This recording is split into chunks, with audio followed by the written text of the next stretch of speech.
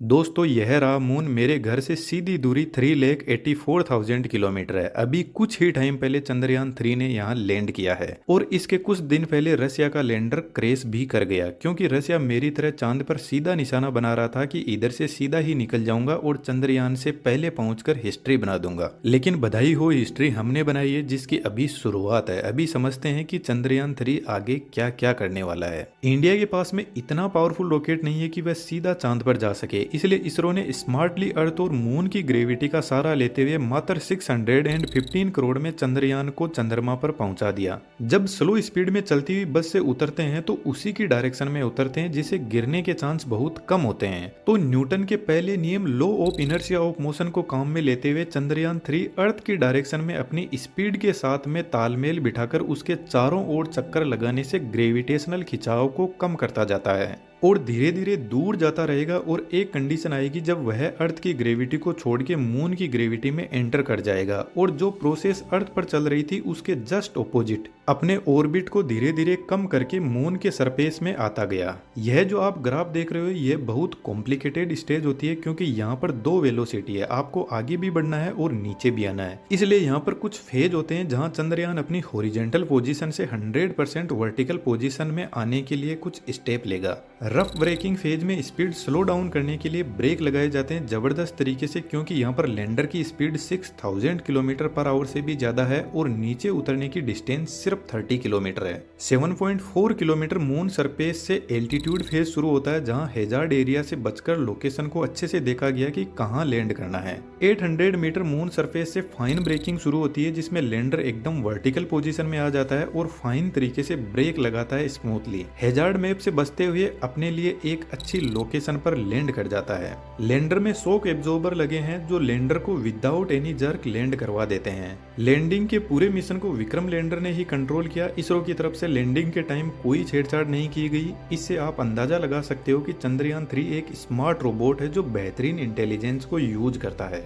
Land के 4 घंटे बाद रोवर लैंडर से बाहर निकलेगा क्योंकि विक्रम लैंडर ने मून की मॉर्निंग में लैंड किया है और मून की नाइट बहुत ठंडी होती है, -238 डिग्री सेंटीग्रेड टेम्परेचर रहता है। तो इस नेगेटिव टेम्परेचर का रोवर पर कोई ज्यादा रिवर्स इफेक्ट ना पड़े इसलिए पहले टेम्परेचर कंडीशन चेक की जाएगी। उसके बाद में रोवर नेविगेशन कैमरे की हेल्प से चांद की जमीन पर पैर रखेगा। इस रोवर की लाइफ 14 डेज की है अर्थ के हिसाब से क्योंकि मून पर अर्थ के 14 डेज का एक दिन होता है और अगले 14 डेज की रात। एक छोटे से क्वेश्चन का जवाब जरूर से कमेंट में लिखना, किस रीजन की वजह से मून पर इतने लंबे रात दिन होते हैं अर्थ के कंपैरिजन में। तो जब सनलाइट प्रेजेंट होगी तो रोवर पर लगे सोलर पैनल से इसको पावर मिलेगी। यह 15 वाट की पावर जनरेट करेंगे रोवर के लिए। रोवर में 2 पेलोड है। एक अल्फा पार्टिकल एक्सरे स्पेक्ट्रोमीटर लगा है जो मून पर मिट्टी और पत्थर से इन सभी एलिमेंट्स की खोज करेगा और second laser induced breakdown spectrometer जो पानी की जांच के लिए केमिकल कंपाउंड और मिनरलोजिकल कंपोजिशन की स्टडी करेगा। रोवर पूरे डाटा को लैंडर के पास में भेजेगा। लैंडर इस डेटा को डायरेक्ट अर्थ पर भी सेंड कर सकता है। इसके अलावा चंद्रयान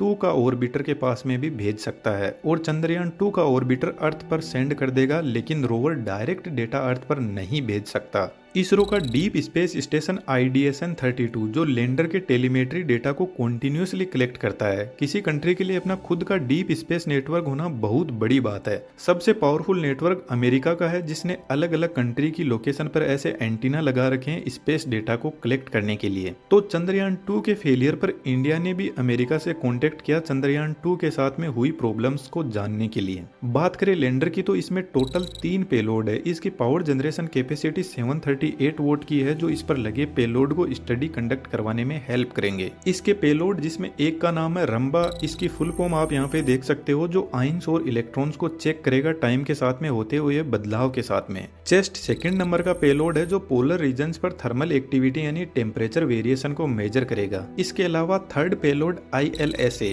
जो बहुत ही इंपोर्टेंट है, जो सिस्मोसिटी जिसको अर्थ पर अर्थक्वेक बोलते हैं और मून पर में भी मून क्वेक बोला जाए उनको चेक करेगा। और मून के अंदर क्या है यह सब भी पता करने की कोशिश करेगा। आप देखोगे लैंडर पर और भी बहुत सारे सेंसर और डिवाइसेस लगी है जिनका काम अब लैंड होने के बाद कंप्लीट हो गया है। इनका काम बस इतना था कि लैंडर को सक्सेसफुली लैंड करवाया जाए। 14 डेज तक डेटा अर्थ पर भेजने के बाद रोवर लैंडर में चला जाएगा और यहाँ का टेम्परेचर -238 डिग्री सेंटीग्रेड तक रिड्यूस हो जाएगा। नेक्स्ट 14 डेज के बाद जब वापस साउथ पोल पर सनलाइट पहुंचेगी तो यदि रोवर और लैंडर के पार्ट्स काम करने लायक बचेंगे इतनी ठंड के बाद में, तो यह फिर से अपनी स्टडी कंटिन्यू करेगा, जिसके चांस ज्यादा नहीं है। उसके बाद में लैंडर और रोवर हमेशा के लिए डेड हो जाएंगे। एक इम्पोर्टेंट बात मैं आपको बताना चाहता हूँ, चंद्रयान 3 का यह इतना बड़ा लॉन्च व्हीकल है जिसमें 90% फ्यूल ही होता है। इस टेबल को ध्यान से देखना, अर्थ से 62 किलोमीटर की हाइट पर सॉलिड रॉकेट बूस्टर व्हीकल से दूर हो जाते हैं और स्पीड होती है 1.96 किलोमीटर पर सेकेंड। उसके बाद में दूसरा लिक्विड इंजन स्टार्ट होता है जो व्हीकल को अर्थ से 175 किलोमीटर के एल्टीट्यूड पर स्पीड को 4.62 किलोमीटर पर सेकेंड पहुंचाकर सेपरेट हो जाता है। अब बड़ा इंटरेस्टिंग इंजन आता है जिसको क्रायोजेनिक इंजन बोलते हैं। यह मात्र 647 सेकंड तक पावर देते हैं चंद्रयान 3 को और इसकी स्पीड को 4.62 किलोमीटर पर सेकंड से 10.24 किलोमीटर पर सेकंड तक पहुंचा देते हैं। है ना इंटरेस्टिंग। इस स्पीड को हमारे गाड़ी के मीटर से कंपेयर करें तो जब यह इंजन चंद्रयान 3 को छोड़कर जाएगा तो उसकी स्पीड होगी 36,864 किलोमीटर पर आवर।